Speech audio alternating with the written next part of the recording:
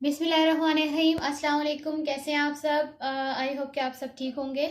Today we will discuss about some rules of subject verb agreement. Last lecture में हम लोगों ने कुछ रूल्स डिस्कस किए थे और आज के लेक्चर में हम लोग इसको मज़ीद आगे बढ़ाएंगे। अपने सब्जेक्ट वर्ब एग्रीमेंट के मज़ीद रूल्स पढ़ेंगे। इसका एक फ़ायदा ये होता है कि जो कि आते हैं इनकरेक्ट सेंटेंसेस आते हैं उनको करेक्ट करने में मदद मिलती है, जो कि पेपर्स में भी आते हैं। और वैसे भी अगर हम लोग अपनी राइटिंग में देखें तो हम लोग जल्दी जल्दी में कुछ ऐसा लिख जाते हैं जो इनकरेक्ट होता है, लेकिन हमें एहसास भी नहीं होता कि वो हम लोग गलत लिख रहे हैं। तो आज जो है वो मज़ीद कुछ रूल्स डिस्कस कर लेते हैं। हम लोग अपने 3-4 लेक्चर्स में इन सारे रूल्स को कवर कर लेंगे जो है हमारे सारे एक लेक्चर में कवर नहीं हो सकते थे क्योंकि वो बहुत लंबा बन जाता था। तो इस वजह से हम लोगों ने इसे डिवाइड कर लिया। चलते हैं अगले रूल की तरफ अपने, कि हमारा नेक्स्ट रूल कौन सा है। With compound subjects joined by or nor, the verb agrees with the subject nearer to it. अगर आप लोग जो है वो दो सब्जेक्ट आपके एक सेंटेंस में यूज हो रहे हैं और आपने उसको और या नॉर से ज्वाइन किया हुआ है।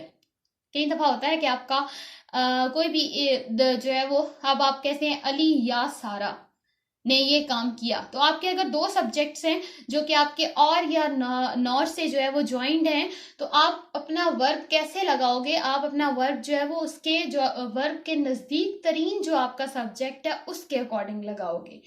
आपने दोनों को देख के प्लूरल वर्ब नहीं लगाना, बल्कि आपने उस वर्ब के नजदीक तरीन सब्जेक्ट को देख के उसके अकॉर्डिंग आपने वर्ब लगाना है। चेक कर लेते हैं, एग्जाम्पल चेक कर लेते हैं तो ये बात ज्यादा क्लियर हो जाएगी। जैसे कि एग्जांपल्स में देखें, neither the actors nor the director is following the lines closely. अब यहाँ पे हम लोगों ने, वैसे अगर हम देखें दो सब्जेक्ट यूज हो रहे हैं तो प्लूरल है तो प्लूरल लगेगा, लेकिन नहीं, हम लोगों ने रूल में पढ़ा था कि अगर दो सब्जेक्ट कंपाउंड सब्जेक्ट यूज हो रहा है लेकिन बीच में जो है वो हमारे और या नॉर है, तो फिर हम लोग जो है वो नियरेस्ट हमारे जो वर्ब के सबसे करीब सब्जेक्ट होगा उसके अकॉर्डिंग। तो हमारा यहाँ पे अगर देखें वर्ब, हेल्पिंग वर्ब हमारा इज है, इज में ही चेंजिंग आएगी। तो इज के नजदीक तरीन हमारा कौन सा सब्जेक्ट है? डायरेक्टर। डायरेक्टर क्योंकि सिंगुलर है तो इस वजह से हम लोगों ने नजदीक तरीन को देखना है, डायरेक्टर को देखना है। डायरेक्टर सिंगुलर है तो आगे इज यूज होगा। देन नेक्स्ट एग्जांपल में देखते हैं, neither the director nor the actors are following the lines closely. अब यहाँ पे भी नॉर आ गया है, हमने नियरेस्ट को देखना है, नियरेस्ट सब्जेक्ट को जो हमारे वर्ब के नजदीक है। तो यहाँ पे आर हमारा वर्ब है, हेल्पिंग वर्ब है, तो इसके नजदीक एक्टर्स है, एक्टर्स यानी कि प्लूरल है, तो इस वजह से हमने आगे आर यूज किया। नेक्स्ट रूल चेक कर लेते हैं कि कौन सा है। As a general rule, use a plural verb with two or more subjects when they are connected by and.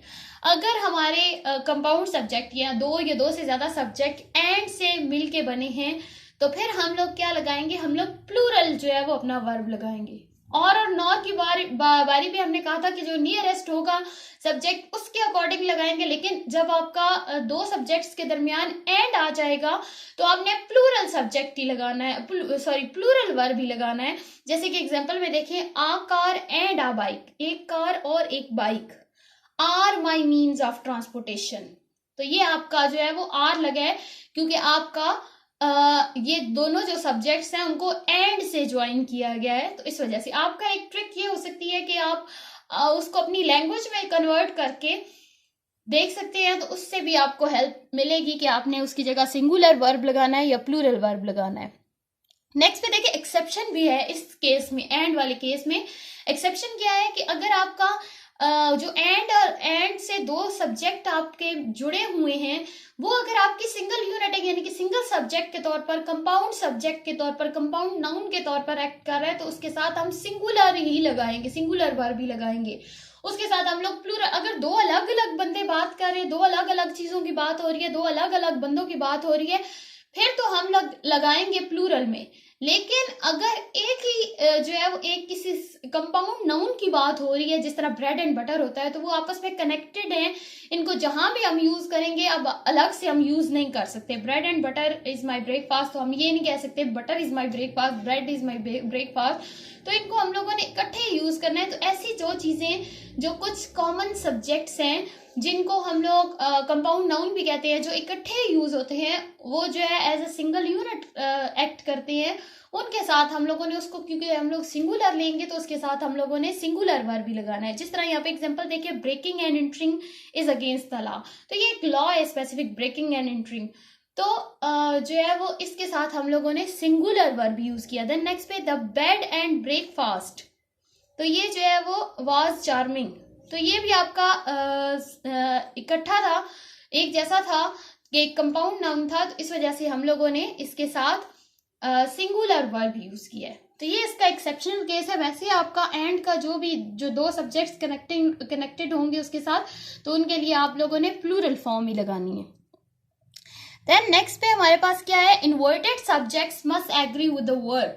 अगर आपका जो कोई भी स्पेसिफिक सेंटेंस आता है, तो आपने उसमें से देखना है कि आपका उसमें से सब्जेक्ट कौन सा है, आपने उसमें से लोकेट करना है। आपने शुरू में यूज होने वाले वर्ड की बेस पे उसको जज नहीं करना, बल्कि उसके सब्जेक्ट की बेस पे उसको जज करके आपने सब्जेक्ट के अकॉर्डिंग आपने वर्ब लगाना है। एग्जाम्पल चेक कर लेते हैं, ज्यादा क्लियर हो जाएगा। Waiter, there is a fly in my soup. अब वेटर एक अलग जो है वो चीज है, वेटर के बारे में इसमें बात नहीं हो रही, वेटर से बात की जा रही है, वो थर्ड पर्सन बन जाता है। लेकिन किसके बारे में बात हो रही है, फ्लाई के बारे में। There is a fly in my soup, तो हमारा इसमें सब्जेक्ट फ्लाई, हम लोगों ने सब्जेक्ट लोकेट करना है अपना के हमारा सब्जेक्ट कौन सा है। तो फिर हम लोगों ने ये इन्वर्टेड सब्जेक्ट्स में आ जाते हैं, जो कि आपके डायरेक्ट यूज नहीं हो रहे होते। इसमें से आपको लोकेट करना पड़ता है। फ्लाई अब यहाँ पे हमारा सिंगुलर है, तो फिर हम लोग सिंगुलर वर्ब लगाएंगे। लेकिन अगर होता फ्लाइज होता, जिस तरह ये है, there are 4 flies in my soup, तो फिर हम लोग आर लगाते, यानी कि वेटर या वेटर्स सिंगुलर, उसके सिंगुलर प्लूरल होने से उसमें वर्ब पे अफेक्ट नहीं कर रहा, लेकिन फ्लाई के सिंगुलर प्लूरल होने से वर्ब अफेक्ट कर रहा है।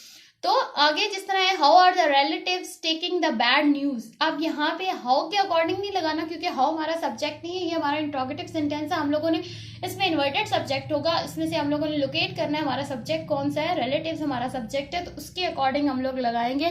तो आगे हमारा जो है वो आर लगेगा, इसके अकॉर्डिंग हमारा जो है वो प्लूरल वर्ब लगेगा, क्योंकि रिलेटिव्स हमारा प्लूरल है। देन नेक्स्ट पे कलेक्टिव नाउन्स जो होते हैं, कलेक्टिव नाउन्स हम लोग नाउन वाले टॉपिक में पढ़ भी चुके हैं डिटेल से, तो आप वहां पे जाके मेरे लेक्चर में चेक कर सकते हैं नाउन और इसकी टाइप्स में। कलेक्टिव नाउन जो कि एक ग्रुप होता है और वो as a single unit act करता है, तो उसको हम लोग कलेक्टिव नाउन कहते हैं। तो ये ग्रुप जिस तरह हो गया ज्यूरी, क्राउड, टीम एक्सेट्रा, तो ये जो है वो सिंगुलर भी एक्ट कर सकते हैं, प्लूरल भी एक्ट कर सकते हैं, इनके मीनिंग पे डिपेंड करता है।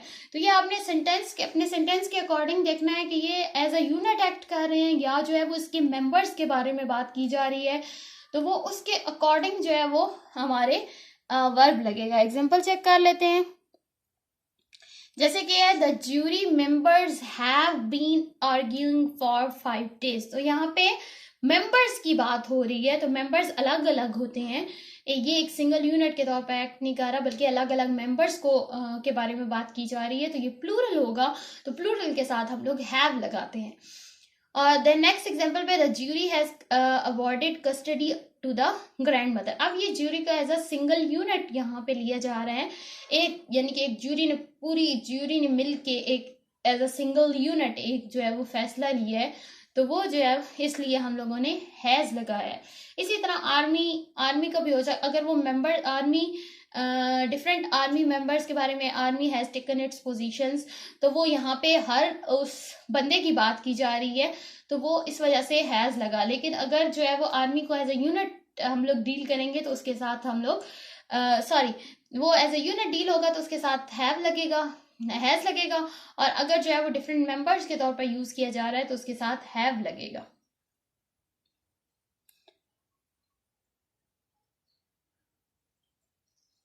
आई होप कि आपको आज के लेक्चर से कुछ ना कुछ समझ आया होगा। Kindly like, subscribe and share my channel. Thank you for watching my video. Allah Hafiz.